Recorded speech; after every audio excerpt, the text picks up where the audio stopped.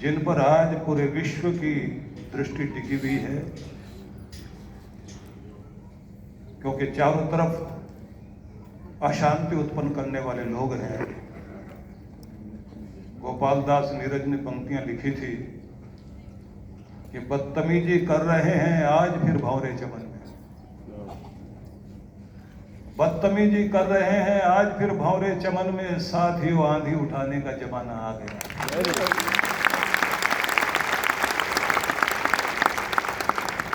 तो प्रचंड आंधियों का सामना करने के लिए हमारी सेनाएं भी तैयार हैं, हमारे सैनिक भी तैयार हैं, और नेतृत्व करने के लिए विश्ववंद्य लोकनायक हमारे देश के प्रधानमंत्री नरेंद्र भाई मोदी और हमारे देश को एक गौरव प्रदान करने वाले हमारे रक्षा मंत्री माननीय राजनाथ सिंह यहाँ आज उपस्थित हैं। पूरे सदन की ओर से हम उनका बहुत बहुत अभिनंदन करते हैं। सबके ध्वनि के साथ ये कोमल ध्वनि, आपका बहुत बहुत अभिनंदन। इस मंच को शोभायमान करने वाले योग ऋषि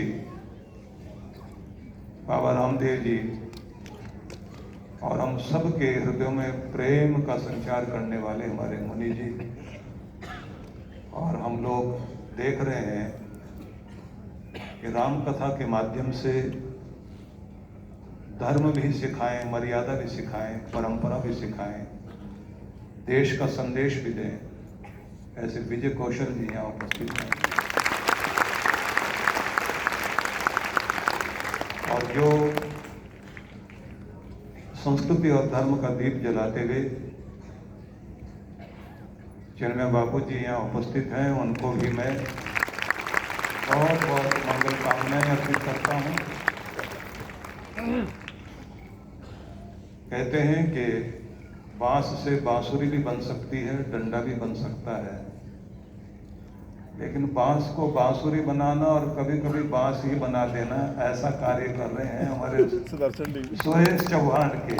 आपका भी बहुत बहुत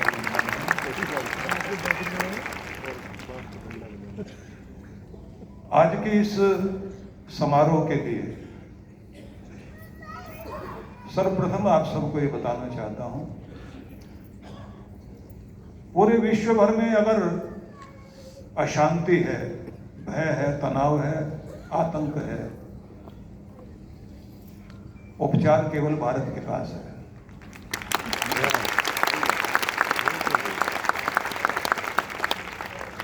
उपचार ये भी है कि कितनी भी चेष्टा हम कर लें कि शांति स्थापित हो, विकास हो, उन्नति हो, लेकिन जब जब भी अशांति उत्पन्न करने वाले कारण मौजूद रहेंगे, विकास भी अधूरा रहेगा, समस्याएं उसी तरह से बढ़ती रहेंगी। अनेक अनेक प्रयोग किए जाते हैं। सबसे पहले तो ये जान लीजिए कि अगर कोई देश प्रगति करेगा, प्रदेश प्रगति करेगा, समाज प्रगति करेगा, परिवार प्रगति करेगा, तब जब उसके यहाँ शांति होगी। किसी के मन में शांति है, उसकी सेहत अच्छी रहेगी, मुस्कान बनी रहेगी, नींद अच्छी आएगी। अगर परिवार में शांति है तो उस परिवार में अखंडता और एकता बनी रहेगी, और अगर प्रदेश में शांति है तो उसका विकास होगा, और राष्ट्र में अगर शांति है तो वो राष्ट्र उन्नति के शिखरों को छुएगा। इसलिए अगर उन्नति का मूल मंत्र जानना है तो मूल मंत्र एक ही है कि शांति चाहिए, लेकिन शांति स्थापित करने के लिए आवश्यक ये भी है कि अशांति उत्पन्न करने वाले कारणों को भी दूर करना चाहिए, सर्जरी होनी चाहिए। और हमारे यहाँ तो कुशल सर्जन यहाँ बैठे हुए हैं, उनके शब्द तो हम लोग सुनने ही वाले हैं। संत समाज क्या कर सकता है?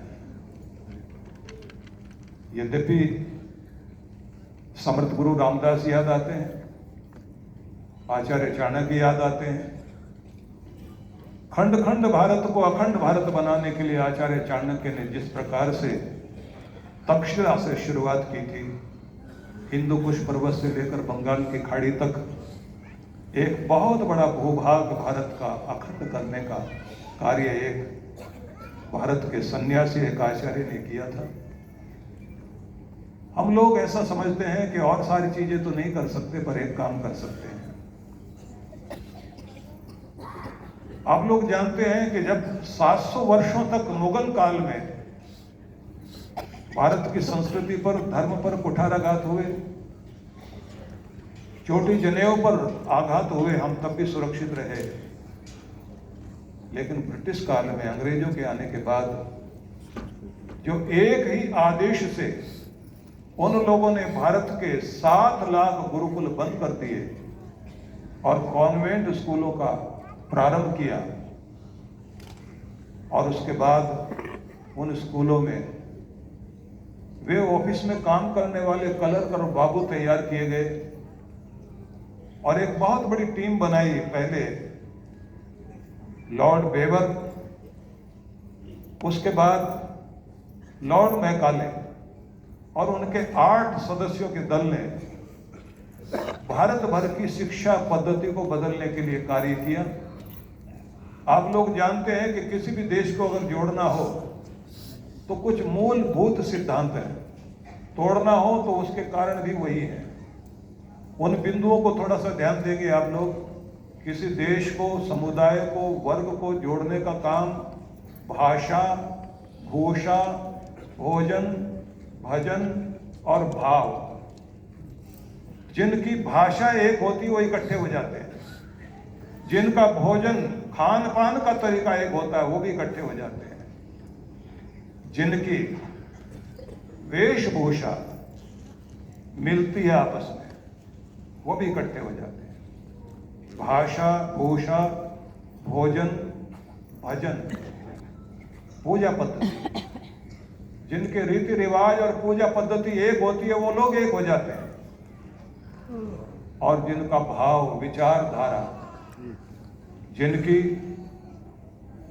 विचारधारा, जिनकी दार्शनिकता, उसकी जो पृष्ठभूमि एक होती है वो लोग एक हो जाते हैं। ब्रिटिश लोगों ने सबसे पहले यही काम किया, हमारी भाषा को छीना, हमारी वेशभूषा का मजाक उड़ा दिया, हमारे भोजन को भी उन्होंने कहा ये तो जंगलियों का तरीका है जैसे हम लोग खाते हैं, कांटे छुरी पकड़ाने शुरू कर दिए। वेशभूषा बदल दी, भाषा बदल दी, भोजन का तरीका बदल दिया और फिर पूजा पद्धति पर चोट मारी, भजन का तरीका। और आखिर में काम किया, हमारी जो भावनाएं थी, हमारी जो आस्थाएं थी, हमारी जो विचारधारा थी, वेद शास्त्रों से लेकर के हमारे पुराण, हमारे उपनिषद, हमारे गीता रामायण, हमारे दर्शन शास्त्र, हमारे नीति ग्रंथ, हमारे स्मृति ग्रंथ, हमारे सूत्र ग्रंथ और बहुत बड़ा वाङ्मय है हमारा, उस सब पर चोट मारी गई। प्रक्षिप्त भाग आज भी इतना कुछ है, आश्चर्य होता है कि कहां कहां मिलावट कर दे रहे। हमारे वेदों को कहा ये तो गडरियों के गीत हैं, हमारे ग्रंथों की मजाक उड़ाई गई। परिणाम ये हुआ कि हम अपने अवतारी पुरुषों के प्रति भी शंका करने लग गए। रामकृष्ण की संस्कृति में जीने वाले लोग, जिनके यहाँ सवेरे का अभिवादन भी राम राम से शुरू होता है, कृष्ण वंदना से शुरू होता है, उन्हीं पर प्रश्न उठा दिया गया कि राम काल्पनिक है, कृष्ण काल्पनिक है। दुर्भाग्य की बात यह है, भारत पूरे विश्व में एक ही ऐसा देश है जो 1000 साल तक गुलाम रहा। 1000 साल तक पूरी दुनिया में कोई भी ऐसा 1000 साल तक गुलाम नहीं रहा, और गुलामी की जड़ें इतनी मजबूत कर दी गई, हमारे अपने बच्चे ही अपने धर्म की मजाक उड़ाने लगे। संक्षेप में मैं कहना चाहता हूं उपाय क्या है? उपाय एक ही है। जैसे उन लोगों ने, ब्रिटिश लोगों ने, अंग्रेज लोगों ने जैसी शुरुआत की थी, यहां के गुरुकुल बंद किए, हमने वहीं से शुरुआत करनी चाहिए। गुरुकुल फिर से शुरू किए जाने चाहिए।